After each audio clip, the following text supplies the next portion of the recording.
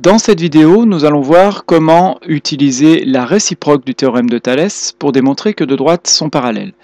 Dans un premier temps, donc, rappelons la réciproque du théorème de Thalès. La réciproque du théorème de Thalès dit que si nous avons deux droites D et D', donc D et D' qui sont ici, qui sont séquentes en un point A, et si ces deux droites sont coupées par deux autres droites, ici BC et MN, eh bien, si les points A, B, M et A, C, N sont alignés dans le même ordre, on expliquera pourquoi c'est très important qu'ils soient alignés dans le même ordre, ce qui n'était pas forcément le cas quand on utilisait le théorème de Thalès.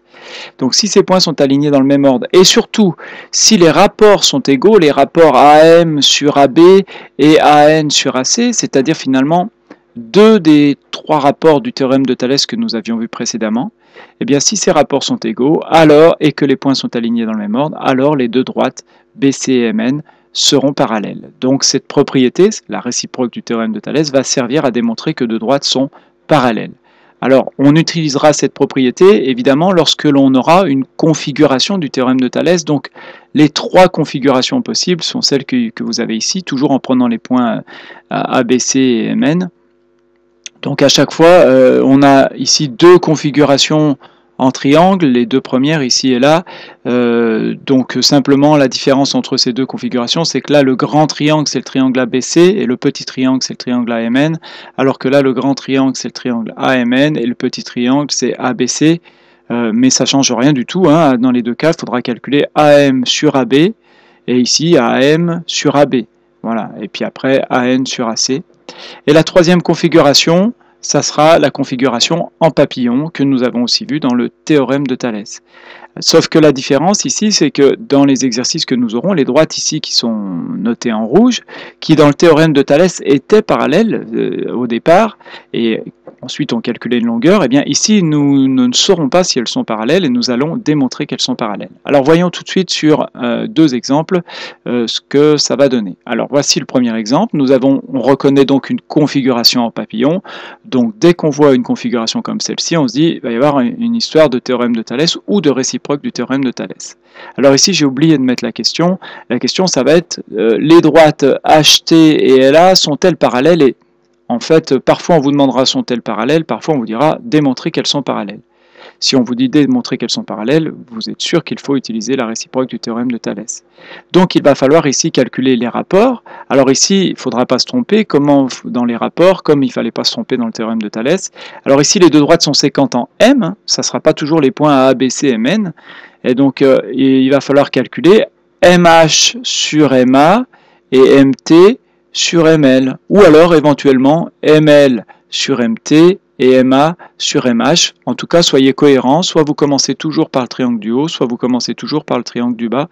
Mais ne faites pas, par exemple, MH sur MA et ensuite ML sur MT, puisque dans ces cas-là, évidemment, vous n'allez pas trouver des rapports égaux. On calcule premièrement ces deux rapports. Alors ce qui est très important, c'est de bien faire les calculs séparément. Alors après, dans la rédaction, on peut discuter, il n'y a pas de méthode parfaite. Il est bien d'écrire d'une part, on calcule le premier rapport, donc MH sur MA, qui ici fait 4 sur 3, et d'autre part, on calcule le deuxième rapport, donc MT sur ML, qui ici fait 8 sur 6 et qui donc fait 4 sur 3 quand on simplifie cette fraction. Donc les rapports, ici on trouve 4 tiers. Alors attention de ne pas mettre la valeur décimale, qui ici ne serait pas d'ailleurs une valeur décimale, ça fait 1,33333. Donc vous laissez la fraction 4 tiers, ou vous utilisez votre calculatrice même pour simplifier les fractions. Et si vous voyez que vous trouvez la même chose, nous allons continuer donc la rédaction en disant, on constate que les rapports MH sur MA et MT sur ML sont égaux. Alors, il ne faudra pas oublier de bien préciser que de plus les points sont alignés, il faudra bien mettre dans le même ordre. Et donc, comme ils sont alignés dans le même ordre, on a les deux hypothèses de la réciproque du théorème de Thalès. Donc, d'après la réciproque du théorème de Thalès, les droites AL et HT sont bien parallèles. Donc la rédaction vraiment typique, c'est on calcule les rapports séparément. C'est très important de les calculer séparément et de ne pas mettre d'entrée MH sur MA égale MT sur ML. On ne sait pas dès le départ si ces deux rapports sont égaux.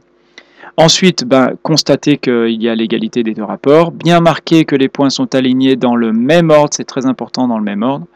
et ensuite marquer le nom de la propriété, ici c'est la réciproque de Thalès, et évidemment la conclusion, les deux droites sont parallèles. Alors un deuxième exemple, rapidement, donc cette fois-ci c'est une configuration en triangle.